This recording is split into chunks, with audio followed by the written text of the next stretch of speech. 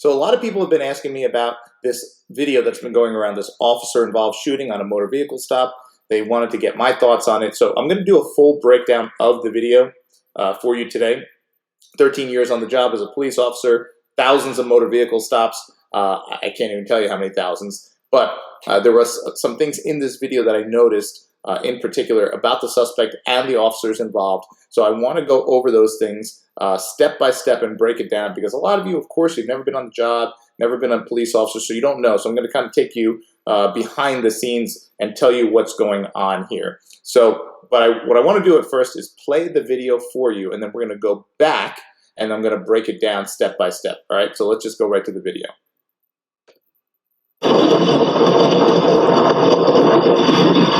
What's up, brother? Hey, how you doing? You a mark? Is this your truck? How long you been out? How long? Alright, you got driver's license on you, buddy? Where you headed to? What?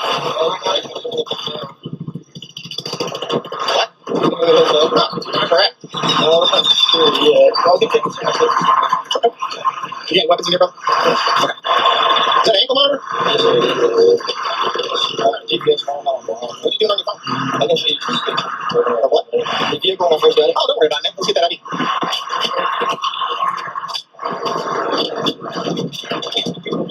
Oh, yeah, you're fine.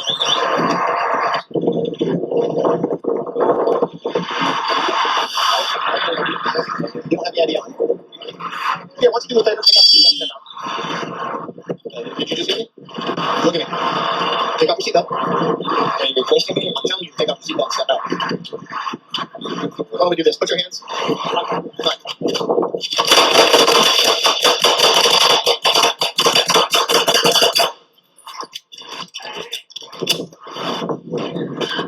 Partner, are you good? God damn it.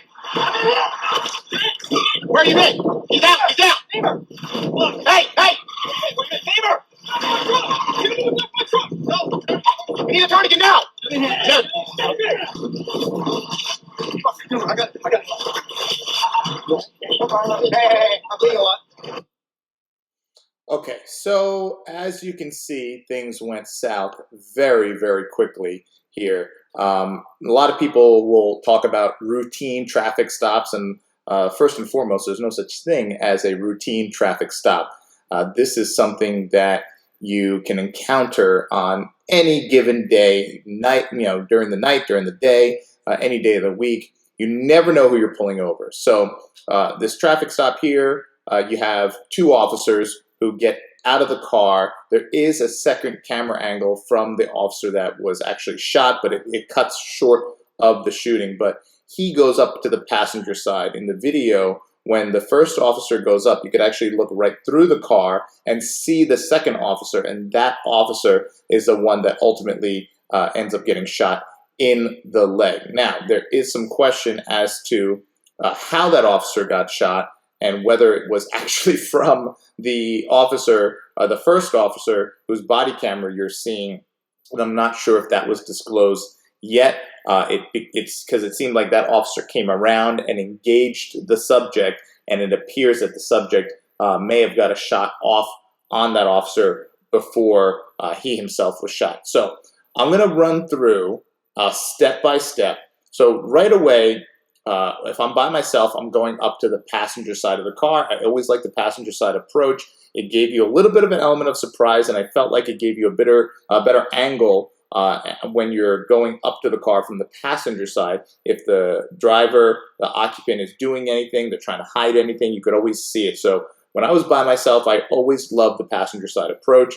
When you're with a partner, that's a different story. If you're in a safe place and you're off the roadway, I would go up on the driver's side, have a partner go up on the passenger side. If you're in the roadway, one of the dangers of actually going up on the driver's side is you're also worried about traffic that's coming from behind you, and maybe someone is distracted, they're texting, and they slide over and they clip you, which I've seen happen, unfortunately. I've been on scene where that happened to an officer, and that officer ultimately lost his life.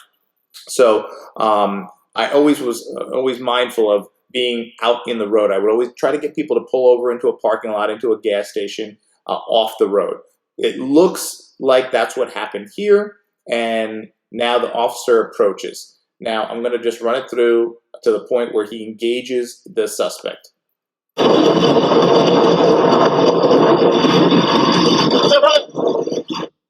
So the first thing you see is the suspect has his hand out the window and is open, has his hand open like this, as if, hey, no problem, I got nothing in my hands. And honestly, that is something that I would see people do quite often because they wanted to let me know that, hey, I don't have anything in my hands. Okay. Hey, how you doing? You a mark? Is your trap? How long you been having? There you see the officer that ultimately ends up getting shot, and he's looking in to the vehicle. At one point, he actually opens the passenger side door when he feels that the suspect, the driver, is kind of acting a little strange. So I'm going to keep playing it. Hello? You got driver's license on you, buddy? Now, very odd behavior right out of the gate. You see the officer asking questions, and you're always asking questions to paint a photo, and you're also asking questions for consistency. A lot of the times I would ask questions simply to see if the person would get caught up in their story and trip over the details, and then they would paint themselves into a corner. So when you're asking the questions, where are you going, where are you headed, where are you staying, things like that. Now, this young man here is still on his phone while the officer is talking to him. Very, very odd. Now, in this day and age, you have a lot of people who are maybe videotaping and things like that, but he's not doing that here. He's on his phone doing something just very bizarre, kind of disengaged from the officer. Where are you headed to? What? Correct. You got weapons in here, bro? So the officer asks right away, do you have any weapons in your car? And he shakes his head no, but if you notice, he doesn't make eye contact with the officer when he says that. I'm going to run it back a little bit. You got weapons in here, bro? Is that an ankle monitor? Typically, when a police officer asks you if you have weapons on you, if you truly don't have weapons on you, whatever you're going to do, you're going to snap and be like, no, I don't have any weapons. They're going to make eye contact with you. I would always notice for that. I would always look out for that cue. You would see people. You would ask them, "Do you have any weapons in the car? Do you have any drugs in the car?" The people that typically whip their head around and they're digging around for their stuff, and they look at you and they're like, "No." Those are the people that, for the most part, that was always the exception. I don't want to say always, but because it was like a shocking question of, "Do you have a gun on the car?" But then the people who kind of didn't look at you and they were looking away. Do you have any drugs in the car? Do you have any weapons in the car? And they'd be still rummaging around saying, yeah, no, no, no.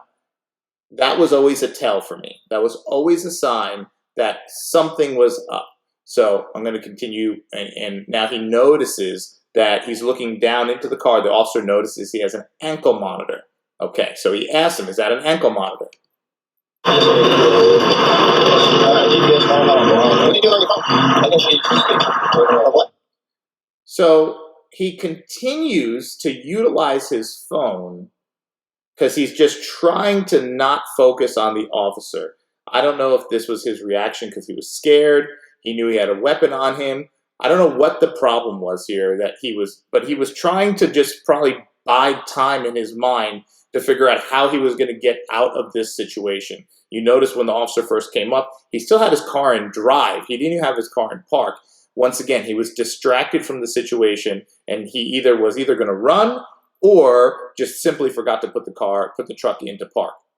So now, once again, he's distracted and almost deflecting the situation to his phone, telling the officer, I'm looking for photos of my truck before I did all the modifications to it, as if the officer really cares about that. So anyway, that's what, and the officer says, the what? And oh, don't worry about it. Let's get that ID.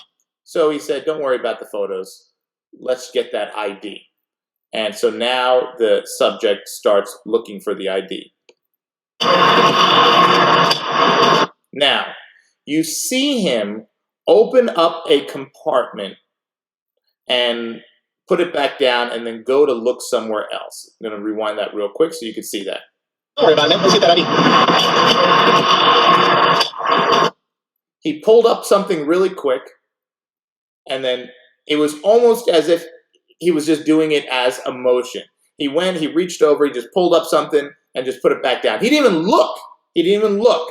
And now he goes for the center console. It was right around this time where the other officer, I believe, based on the other video, opens the passenger side door. Now, we all know when we are driving, if we get pulled over, we know exactly where our ID is. We're not looking in 3 different places in the car for our ID. It's most likely on us, in our wallet. He's not asking for his insurance, which his insurance card might be in a registration, might be in the glove box, might be in the center console. But he said, I need your ID. Whenever I ask someone for their ID, I did not expect them to look around the car, because no one keeps their ID in some random compartment in their car. It's almost always on their person. So they would say, oh, do you mind? Can I reach into my back pocket, or can I reach into my front pocket to get my ID out? Oftentimes they would have their ID out already, which was always a plus. The second this guy started opening up compartments and rooting around the car, looking for his ID, clear as day, something is up here. Something is wrong. This guy is just nervous, and something is up. And that, I believe, is what triggered the backup officer who was on the passenger side to now open up the door and engage with the suspect.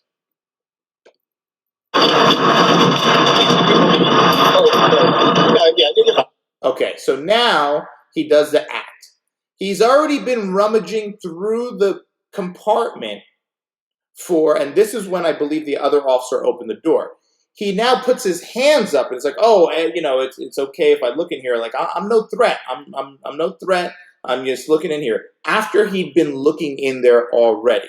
Now, if you know anything about human behavior and biology and how people work, you would ask that permission. We're wired to ask before we do, almost 100% of the time. Let me not say 100, but almost 100. So he's nervous. He's rooting around. He's already been rooting around for 5 seconds or so, and then he's like, "Oh, is it okay if I look in here?" Once again, he knew the weapon wasn't in there. That's why he's opening it up and rooting around. But he's nervous. He's nervous, and it's now starting to show more and more, and you'll watch it progress.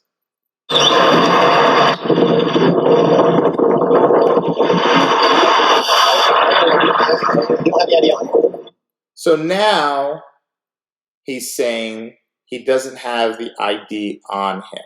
Now, why are you rooting around your car looking for your ID if you know you don't have your ID on you? Most people, if you get pulled over and you happen to leave your wallet at home or at work, at your office, whatever, which happens these days because people have Apple Pay on their phone, their watch. So it's very easy to not really have to have your wallet on you or your ID on you. It's very easy to leave it behind somewhere, so people are so used. They have their phone and they can leave and they can transact with their phone. So it does happen a little bit more often today than it did happen in the past. However, you kind of quickly know, especially the second someone asks for your ID, you go to check your pocket, you're like, oh, I left my wallet at home. I'm sorry, officer. This guy's rooting around, playing the game, stalling, and now is declaring, oh, I don't have my ID on you. Obviously, red flag. Yeah, what's doing with that? So he says, okay, now he knows something's up. The guy is squirrely. The guy is lying. And he notices this, which is great by this officer. So he immediately says, why don't you do me a favor? And you take your seatbelt off and step out of the car for me. He knows he has to get this guy out of the car. Something is off here. Did you just hear me? I'm going to go back a little bit so you can see that again. Yeah, what's doing with that? And he says, step out of the vehicle. He's looking down, not making eye contact with the officer. When you ask a question, once again, almost all the time, you ask someone a question, you're going to make eye contact with them. You're going to be rooting around. You're like, oh, you want me to get out of the car? You're going to turn. You're going to bring that attention toward them. He's looking down, avoiding eye contact. Major, major red flag on motor vehicle stops. I noticed it all the time when things were going to go bad on a car stop. They would not be able to look at you. It was a major red flag. So now he says, step out of the vehicle. Of course he heard him. Of course. And now he's stalling. He's stalling by asking, step out of the vehicle. And they'll do that. You'll ask them questions. They'll avoid eye contact, and they'll repeat the question to you. Re-ask the question to you. Hey, do you have your ID? Do I have my ID? Do me a favor. Can you step out of the car? Can I step out of the car? What for? That's how you know. Once again, major red flag for any young officers out there watching this. Major red flag. Always watch their hands. Number one, most important thing. More than anything, you always want to watch their hands. But when they're giving you these clues and they're failing to make eye contact with you, they're repeating your questions, be very, very mindful of that.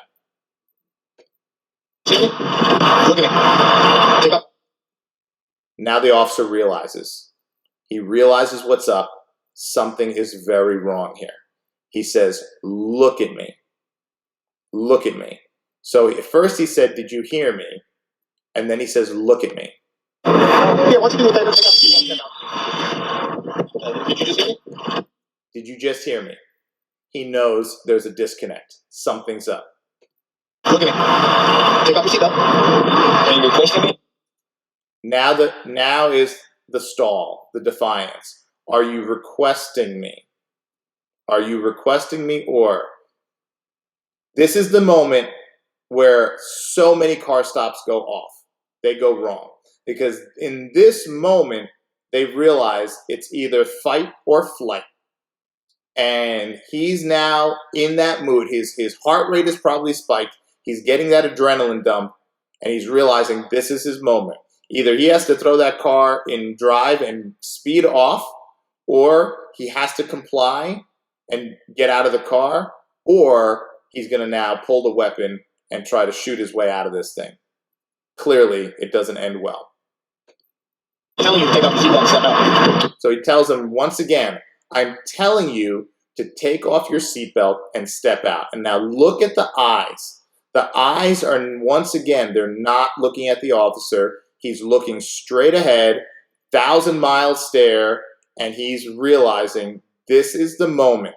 This is the moment where he decides what he's going to do. In this moment, I can almost guarantee you, is where he was saying to himself, I'm either going to step out of this car and get arrested for the illegal weapon that I have on me and go back to jail because he already has an ankle monitor, he's on probation, and he's going to go back to jail for a very long time, or he's going to now have to try to shoot his way out of the situation. So that 1,000-yard stare he's looking at straight ahead, he's in this moment making that decision. Why don't we do this? Put your hands.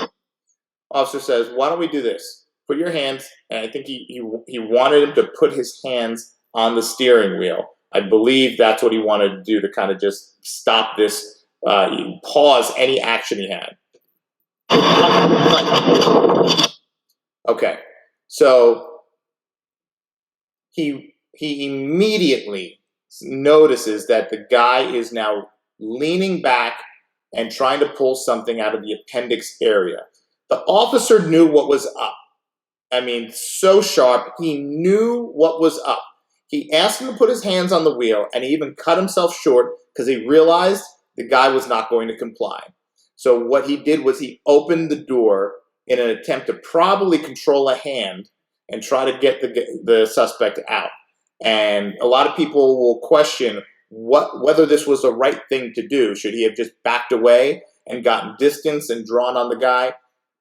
Everyone can Monday morning quarterback this, but the reality is the officer sensed something was off, and he did what he thought was best, and that was open the door and engage the suspect. Yeah, of course you could just back away, draw down. Yeah, there's a dozen different things you could have done here. This is what he chose to do, and we see how it goes. He notices now he's leaning back and he's reaching in. Okay, so right there, a round goes off. We're not sure if that first round came from the other officer that was on the other side and noticed that, or if it was this officer. But we automatically see there's instant gunfire. Do this. Put your hands. Very, very fast draw by that guy, pulling that gun out and taking a shot immediately. Immediately. Officer has his weapon drawn, and I'm going to go back here for just a second, and I'm going to try to see where he already has the weapon out here. Okay, he already has the weapon out, and now he's going back, and let's see it happen.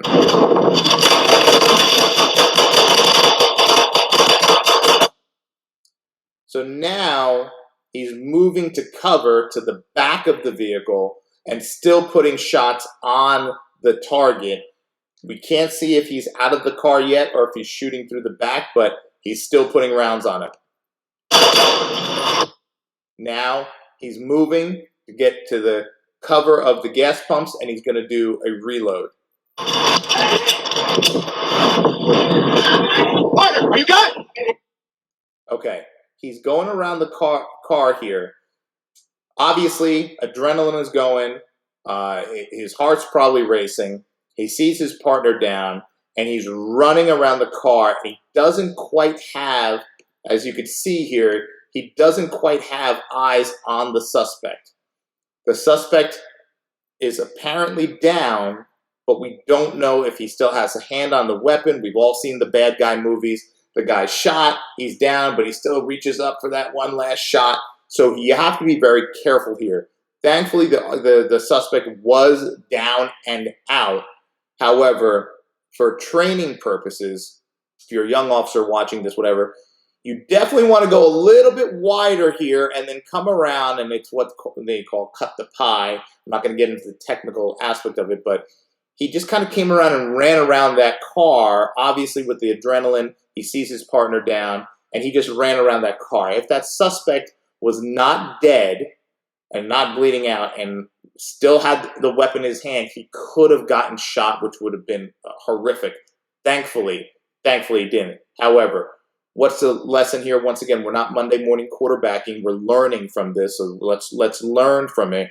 Is we got to now calm things down. We know it's a tense situation. Calm down, come around, make sure the suspect's down, go wide. If the suspect's not down, he still has that gun. He might be trying to shoot your partner who's on the ground. You want to come wide. If you need to put more rounds on him, put more rounds on him, eliminate the threat, and then come around.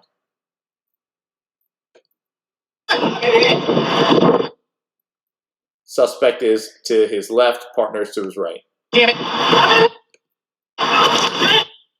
So now he looks down. It looks like there's a magazine there. Suspect is down, and you see the body camera go down toward the suspect. Now it looks like the suspect moves his arm there. Let's go back real quick. God damn it! Where are you at? So obviously there was still some movement there. Now there's another cruiser up ahead where you see, I wasn't able to find the body cam footage off of those officers, but you see one officer running up immediately. Now, one of the issues here that a couple of people mentioned is something called crossfire. So that patrol car you see right here is in direct line of fire where the officer was initially firing. So that is when, let's go back here. So at this point where the officer is firing rounds at the suspect, right about here and a little bit further from here, he's shooting right toward, in a straight line, toward that other patrol vehicle. So from a tactics standpoint, the people that mentioned that other vehicle that was parked in front of the suspect vehicle was in a horrible position, those people are not wrong. That backup vehicle that came to back these guys up should have came in behind these guys. And that is where they should have staged.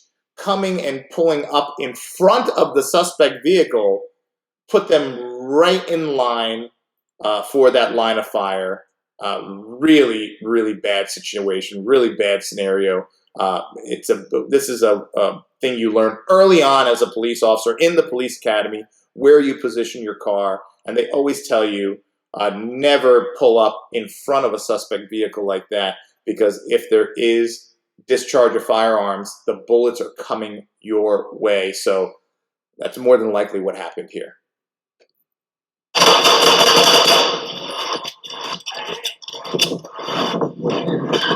Parker, are you good? God damn it. Where are you been? He's out. So you see the officer right here coming up, gun drawn, from that other vehicle. So you see the direction he was coming from. He was coming from the direct line of fire. Thank God, from what I know, from what I read, neither of the officers in that other vehicle, there were 2 officers in that other vehicle, neither were hit. Thank God. Neighbor! Hey! Neighbor! So you see another officer running up right there as well. Neighbor! Right there, you see the other officer running up. Okay. No! We need a tourniquet now! I got it. Hey, I'm bleeding a lot. Okay. All right. So thankfully, the officer that was down, that was shot, he looked down. He said he's bleeding a lot, but he wasn't freaking out. He wasn't freaking out. You gotta really lower your heart rate. You need to calm down. Because freaking out and elevating your heart rate doesn't do anything except make you bleed out quicker. So he was laying there. He wasn't, running around. He wasn't writhing around, screaming, freaking out.